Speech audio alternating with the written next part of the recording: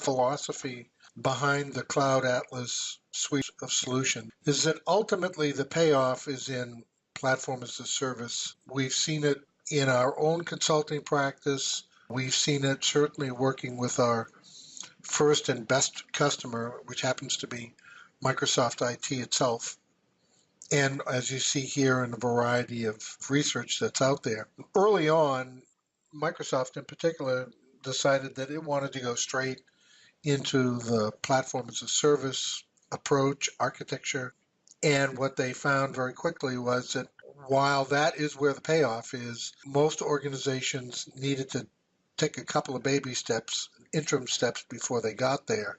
So the notion of, quote, lift and shift came out, where people take their current infrastructure and literally lift it and shift it, often one-to-one, into cloud environment, which gave rise to AWS and their IaaS service, and Microsoft now is backfilled in that space. But the good news for you as a Microsoft partner, and certainly for us as a tool vendor wrapped around Microsoft Azure, going from point A to point N is a nice logical set of steps where tooling experience can be brought to bear to give a customer a really good experience. And you see some of the impact of going from Azure IaaS to Azure PaaS on these studies from Forrester.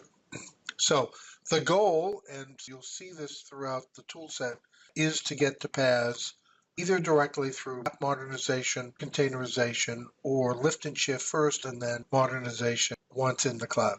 If you're familiar with the Gartner 5 Rs, rehost, refactor, revise, rebuild, and replace, that Microsoft, as you see at the bottom, has adopted pretty much the same nomenclature. Where IaaS and PaaS fit, and certainly where Cloud Pilot fits as a migration tool, is in that sweet spot of getting into PaaS rapidly in a way that can be leveraged quickly to get into platform as a service. So that's the target space that we're looking at for migration. Now, I also put the slide up here because the graphic at the bottom is something that the Microsoft field is wrapped around.